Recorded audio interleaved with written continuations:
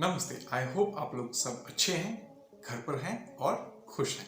आज हमारे नए ब्लॉग में हम बात करेंगे ऑयल प्राइसेस के ऊपर कि क्रूड ऑयल का दाम इतना कम क्यों हो रहा है।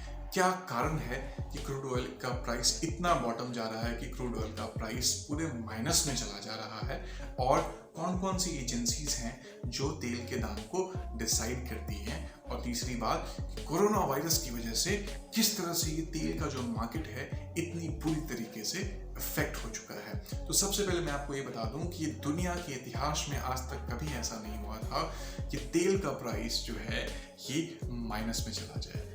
अब माइनस में चला जाए इसका मतलब ये नहीं कि आप भारत में पेट्रोल पंप पर जा रहे हैं और पेट्रोल पंप में आप जाते हैं, आप अपनी गाड़ी में तेल भरवाते हैं, आप तेल फ्री में लेके आ रहे हैं और तेल फ्री में आने के साथ जो है आपको पेट्रोल पंप वाला पैसे भी दे रहा है। जी बिल्कुल ऐसा नहीं है, ये भारत में नहीं है, ये यूएस में ऐसा हुआ है एक हफ्ता पहले। तो ये उस रिपोर्ट के बेसिस पर मैं ये वीडियो बना रहा हूँ। तो सबसे पहली बात जो बेसिक चीज़ है, मैं थोड़ा बेसिक से स्टार्ट करूँगा। तो जो सबसे पहली बात मैं आपको बताना चाहता हूँ कि जो ऑयल है, ये जो क्रूड ऑयल है, इनके टाइप्स क्या होते हैं। तो सबसे पहला टाइप जो होता है क्रूड ऑयल का, उसे हम कहते हैं वेरी लाइट ऑयल। तो वेरी लाइट ऑयल का मतलब होता है कि इसको हम एविएशन फ्यूल बोलते हैं। ये जो है आप एविएशन में यूज करते हैं और इनकी क्वालिटी जो होती है वो सबसे बेस्ट होती है, और इसको आप प्लेन्स में या फिर नॉर्मल फाइटर प्लेन्स में यूज करते हैं। अब ये वेरी लाइट के बाद जो दूसरी क्वालिटी है ये है लाइट क्वालिटी। तो वेरी लाइट के बाद आता है लाइट। ये जो लाइट क्वालिटी होती है ये उससे थोड़ा कम वॉलेटाइल होता है। जो वेरी लाइट होता है उसमें आग लगने की शंका बड़ी ज़्यादा होती है। जो लाइट फ्यूल होता है वो उससे थोड़ा कम वॉलेटाइल होता है, उसमें आग लगने के चांसेस थोड़े कम होते हैं। और ये जो है, जितने भी आप मर्चेंट नेवी के शिप्स देखते हैं, जितने भी आप इंडियन नेवी के फाइटर शिप्स देखते हैं, तो जितने शिप्स हैं समंदर में, इन शिप्स में जो है ये लाइट क्वालिटी का तेल चलता है। अब तीसरी क्वालिटी है मीडियम। अब जो मीडियम क्वालिटी का तेल होता है, मीडियम क्वालिटी का जो क्रूड ऑयल होता है, ये मीडियम क्वालिटी जो है इनका सबसे ज़्यादा डिमांड है। और इनका जो सबसे ज़्यादा डिमांड है क्योंकि ये जो है आप इससे इजीली एक जगह से दूसरी जगह ट्रांसपोर्ट कर सकते हैं। एक जगह से दूसरी जगह आप इजीली ट्रांसपोर्ट इसीलिए कर सकते हैं क्योंकि ये बहुत ही कम वॉलेटाइल होता है। इसमें आग लगने के चांसेस थोड़े कम होते हैं as compared to very light and light fuel. तो ये इसकी सबसे बड़ी खासियत होती है। और मीडियम ऑयल को जो है सबसे ज़्यादा यूज़ किया जाता है। ये आप गाड़ी में यूज़ करते हैं और आप अपने अदर पर्पसेस के लिए भी इसे आप यूज़ करते हैं। और जो थर्ड क्वालिटी होती है वो होता है हेवी फ्यूल। अब हेवी फ्यूल जो होती है ये सबसे खराब क्वालिटी का तेल होता है। जो केरोसिन होता है ये हेवी क्वालिटी में आता है। ये लेस वॉलेटाइल होता है as compared to very light and the medium oil. दूसरी बात, ये इतनी खराब होती है कि अगर आप इस केरोसिन को आप समंदर में फेंक देते हैं तो ये एक्वाटिक लाइफ जो है, ये पूरे एक्वाटिक लाइफ को खराब कर देती है। तो ये है हेवी। अब ये हो गए फ्यूल के 4 तरह के टाइप्स। अब हम आते हैं कि तेल का दाम कौन डिसाइड करता है, कौन ऐसी एजेंसी है जो तेल का दाम डिसाइड करती है। तो सबसे पहले मैं आपको बता दूं कि जो तेल का जो दाम होता है, इस तेल के दाम को डिसाइड करने में 150 से भी ज़्यादा बेंचमार्क्स होते हैं जो तेल के दाम को डिसाइड करते हैं। तो इस 150 बेंचमार्क में जो है कि यहाँ पे 3 बेंचमार्क बड़े प्रोमिनेंट हैं, बड़े इंपॉर्टेंट हैं। तो पहला जो है उसे हम कहते हैं ओपेक बास्केट। ओपेक बास्केट का मतलब होता है organization of oil producing oil exporting countries, right. ये जो है आपकी कुछ कंट्रीज हैं, जैसे सऊदी है, ईरान है, इराक है। तो ये जो कंट्रीज है, ये 15 कंट्रीज का एक ग्रुप है जो तेल नेचुरल तरीके से प्रोड्यूस करती है और इन्हें ये ग्लोबली एक्सपोर्ट करती है। तो इन देशों की जो इकोनॉमी है ये पूरी तरह से ऑयल पर निर्भर है। दूसरी क्वालिटी है, इसे हम कहते हैं ब्रेंट क्रूड। ये जो ब्रेंट क्रूड है ये यूरोपियन रीजन में जो है नॉर्दर्न सी में पाया जाता है। और जो तीसरी और जो सबसे इंपॉर्टेंट है वो है आपका WTI। तो इसे हम बोलते हैं वेस्ट टेक्सास इंटरमीडिएट, और इसे हम शैल गैस भी बोलते हैं। ये जो है सबसे अच्छी क्वालिटी की होती है और ये यूएस में प्रोड्यूस होती है। तो और इसका प्राइस थोड़ा जो है इन दो फ्यूल के कंपैरिजन में इसका प्राइस थोड़ा ज़्यादा होता है। तो ये हो गए आपके 3 क्वालिटी के तेल। अब हम बात करेंगे कि तेल को बेचा कैसे जाता है। तेल को बेचने का बड़ा ही सिंपल सा उपाय है। एक हमारे पास एक होता है प्रोड्यूसर जो प्रोड्यूस करता है तेल को। आपको मैंने प्रोड्यूसर्स के बारे में बता दिया है कि प्रोड्यूसर्स जो होते हैं ओपेक होते हैं, WTI है, फिर आपका ब्रेंट क्रूड है। तो ये जितने भी प्रोड्यूसर्स हैं ये हमारे प्रोड्यूसर्स हैं।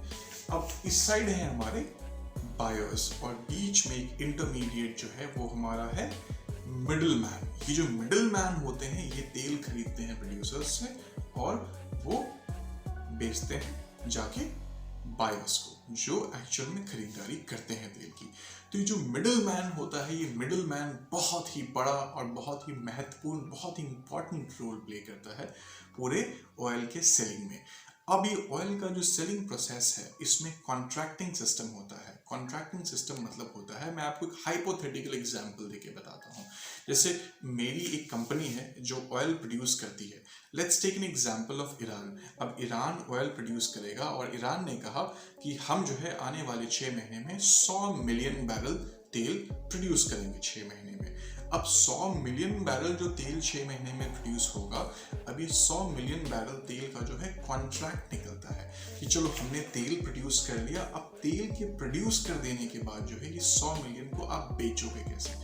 अब 100 मिलियन के लिए आपने कॉन्ट्रैक्ट निकाला और ये जो मिडिल मैन है ये मिडिल मैन वो कॉन्ट्रैक्ट लेते हैं कि बोलते हैं ठीक है आप 100 मिलियन तेल प्रोड्यूस कर रहे हो तो हम जो है 10 मिलियन तेल आपका जो है हम बेचेंगे।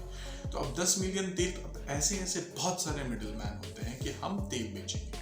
अब इसमें क्या होता है कि जब वो तेल बेचने का ये मिडिल मैन कॉन्ट्रैक्ट लेता है तो हर महीने का एक प्री ऑक्शन होता है। जैसे अभी अप्रैल का महीना है, मई का महीना है, फिर जून का महीना है। तो अभी हम मान लो आप जून का एग्जाम्पल लेते हैं। अब जून महीने में 1 तारीख से लेकर 30 तारीख तक जो जून में तेल बिकेगा तो उसका कॉन्ट्रैक्ट मई 20 तारीख तक हो जाता है। अब मई 20 तारीख तक जो उसका कॉन्ट्रैक्टिंग होगा इसका मतलब ये है कि जो ब्रोकर है, जो मिडिल मैन है, जो तेल खरीदेगा ऑयल प्रोड्यूसर से। अब ऑयल प्रोड्यूसिंग कंट्रीज जो तेल खरीद रहा है, अब वो तेल को खरीद लेने के बाद जो है उसके पास एक टारगेट होता है जो वो डिसाइड करता है कि मुझे अब 20 तारीख तक, 20 तारीख से आप 21 तारीख नहीं कर सकते हैं। आपको जो है अगर जून महीने का तेल बेचना है, अगर जून महीने का टेंडर आपको क्लियर करना है, जून महीने का जो आपका स्टोरेज है वो क्लियर करना है, तो वो आपको 20 मई तक वो सारा कॉन्ट्रैक्टिंग के हिसाब से 20 मई तक आपको जो है सारा जो आपका तेल है उसको डिस्पैच करना होगा आपको, क्योंकि आप तेल को 20 मई के बाद नहीं रख सकते हैं। क्यों नहीं रख सकते हैं? अब यहाँ 2 बातें आती हैं। सबसे बड़ी बात कि आप यहाँ पे चीज़ों को होर्डिंग नहीं कर सकते। एक इंडियन मेंटालिटी है फार्मर्स की कि हम जो है जो मिडिल मैन होते हैं जो फार्मर्स का प्रोडक्ट खरीदते हैं तो वो होर्डिंग करते हैं कि आलू जो है अभी 5 रुपए किलो बिक रहा है तो हम आलू 5 रुपए किलो जो है अभी हम नहीं बेचेंगे। आलू को हम तकरीबन एक कोल्ड स्टोरेज में जाके हम 100 क्विंटल आलू हमने जमा कर दिया कि हम अभी नहीं बेचेंगे। जब आलू का प्राइस ज़्यादा होगा, जब डिमांड ज़्यादा बढ़ेगी तब बेचेंगे। तो ये हो गया चीज़ों को होल्ड करने वाली आदत। और आपके दिमाग में ये सवाल जरूर आ रहा होगा कि ये लोग चीज़ों जब इतना ज़्यादा इतना कम दाम है तो ये लोग होर्डिंग क्यों नहीं कर लेते हैं, कि ये तेल को ये अपने पास क्यों नहीं रख लेते हैं, आने वाले समय में ज़्यादा दाम पे क्यों नहीं बेच लेते। तो सबसे बड़ी बात ये है कि जो है तेल का जो दाम होता है ये स्टॉक मार्केट की तरह होता है। जैसे आप स्टॉक मार्केटिंग करते हैं तो स्टॉक मार्केटिंग जब आप करते हैं तो आपको मैं एक सिंपल सा उदाहरण देता हूँ। जब स्टॉक मार्केटिंग करते हैं तो चलो एक एग्जांपल लेते हैं। Let's take an example of Yes Bank. आपने यस बैंक के 5 लाख रुपए के शेयर्स खरीदे। अब 5 लाख रुपए के आपने शेयर्स खरीदे यस बैंक के, और आपको पता है यस बैंक का क्राइसिस अभी रिसेंटली क्या हुआ था। तो आपकी जो 5 लाख रुपए का जो शेयर है वो घट के 50,000 रुपए हो जाते हैं। तो आपको तकलीफ होती है, लेकिन इस चीज़ का तकलीफ तो नहीं है कि आपके हाथ में कोई कमोडिटी है और ये कमोडिटी जो है आपने इतने सारे कमोडिटी खरीदे थे, अब इतना कम हो गया। तो सबसे बड़ी बात जब आपने शेयर खरीदा तो आप शेयर कभी मार्केट में आप पीसेस में नहीं खरीदते हैं जाके, तो आपके पास फिजिकली कुछ नहीं है, आपने बस हाइपोथेटिकली शेयर खरीद लिया है। तो ये जो पेट्रोलियम मार्केट है ये पूरा जो है ये शेयर मार्केट की तरह होता है। जैसे मैं आपको एक उदाहरण देता हूँ, जैसे जून की बात करते हैं। में। तो जून में जो है एक प्रोजेक्टेड रेट है $21 पे, जो है $21 में एक बैरल मिलेगा। जुलाई का जो रेट है वो मान लो $27 है, और उसके बाद जो है अगस्त का जो है मान लो $29 है, सितंबर का मान लो $31 है। तो ये प्रोजेक्टेड रेट जो है ये ब्रोकर्स डिसाइड करते हैं कि चलो इस रेट में हम इनको तेल बेचेंगे। तो अब जो शेयर मार्केटिंग की जो मैं बात कर रहा हूँ, स्टॉक्स की जो मैं आपसे बात कर रहा हूँ, तो यहाँ पर जो है आप जब येस बैंक का शेयर खरीदते हैं तो आपके पास फिजिकली कुछ नहीं है, आपने एक शेयर खरीदा है। तो पेट्रोलियम मार्केट थोड़ा सा डिफरेंट होता है। यहाँ पे जो है ये भी शेयर मार्केट की तरह बिल्कुल है, लेकिन सबसे बड़ी बात यहाँ पे ये होती है कि यहाँ पे आपके पास एक कमोडिटी होती है, वो है आपका फ्यूल, वो है आपका जो आपके पास जो क्रूड ऑयल है, आपके पास वो कमोडिटी है। अब आपने जो है 10 मिलियन बैरल मान लो फॉर एग्जांपल आपने खरीद लिया है। अब ये 10 मिलियन बैरल आपको मार्केट में डिस्पैच करना ही होगा, क्योंकि आप इसे होल्ड नहीं कर सकते, आप इसे जमा नहीं कर सकते फ्यूचर के लिए कि ये सोच के कि हमारे आने वाले समय में दाम बढ़ेगा और दाम बढ़ने के बाद जो है मैं इसको मार्केट में बेचूंगा। ऐसा नहीं कर सकते, क्योंकि सबसे बड़ी बात है कि जब आप रखते हैं, आपके पास एक कमोडिटी है, आपको इसको रिलीज करना ही होगा, क्योंकि रखने की जो कॉस्टिंग होती है वो बहुत ज़्यादा होती है। अब मान लो आप $21 पर बैरल में आपने जून का रेट रखा है कि मैं ब्रोकर हूं और मैं $21 में जो है अपने तेल को बेचूंगा। अब $21 आपने रेट फिक्स कर दिया। क्या होगा अगर आपका तेल ना बिके? तो अगर आपका तेल नहीं बिकता है तो वही जो है $21 पर बैरल जो है, एक बैरल का मतलब होता है 159 लीटर, यानी कि 159 यानी कि 159 लीटर होता है। तो एक बैरल आपने $21 आपने दाम रखा है, लेकिन उसी को अगर आप स्टोरेज करते हैं आने वाले भविष्य के समय के लिए, अब स्टोरेज का सबसे बड़ा प्रॉब्लम होता है, और वो स्टोरेज जो है आप करते हैं तो आपको उस स्टोरेज में जो है $50 लग जाते हैं बस स्टोरेज करने में। आप $21 का आपका तेल है और $50 आपको स्टोरेज करने का लग रहा है। इसका मतलब ये है कि आपको लॉस हो रहा है, और लॉस जो है आपको भारी भरकम लॉस हो रहा है। तो इसमें जो है इसको रिलीज कर देने में बुद्धिमानी है। तो अभी जो लास्ट वीक जो है एक खबर आई थी कि जो है -$38 चला गया है इसका दाम। तो -$38 जाने का मतलब ये है कि ये जो है ब्रोकर को तेल बेचना था, क्योंकि उसका जो मान लो एक हाइपोथेटिकल हम एक नंबर लेते हैं, मान लो $50 जो है पर बैरल उसका खर्चा है पेट्रोल को स्टोर करके रखने का फ्यूचर के लिए। अब $50 उसका खर्चा है और तेल का एक्चुअल दाम तो $21 है पर बैरल। तो ये कहीं ना कहीं उनके लिए काफी घाटे का सौदा था। तो वो क्या कर रहे थे, तेल भी फ्री में दे रहे थे, और तेल फ्री में देने के साथ साथ जो है वो उसको $38 भी दे रहे थे कि भैया तुम तेल भी ले जाओ और ये $38 भी साथ में ले जाओ, और जो है ताकि मेरा लॉस थोड़ा सा कम हो। और ये क्यों हुआ, ये कहाँ हुआ है? ये ओपेक कंट्रीज में नहीं हुआ है, और ये ब्रेंट क्रूड में भी ऐसा केस नहीं हुआ। ये हुआ है यूएस में, WTI में, जहाँ पे कोरोना वायरस की वजह से तेल का डिमांड बिल्कुल कम हो चुका है, लोग गाड़ी लेकर सड़क पर नहीं निकल रहे हैं। तो ये सबसे बड़ी इशू है। इसी वजह से जो है ये तेल का दाम इतना नीचे चला गया, और जो कंट्रीज हैं उन्होंने तेल खरीदने से इनकार कर दिया। ये जो है 3-4 घंटे के लिए रेट्स नीचे गए थे, पर अभी थोड़ा सा स्टेबलाइज हो गया है। अब आपके दिमाग में ये सवाल जरूर होगा कि इन तेल को जो ऑयल है इसको ये लोग स्टोर क्यों नहीं कर लेते?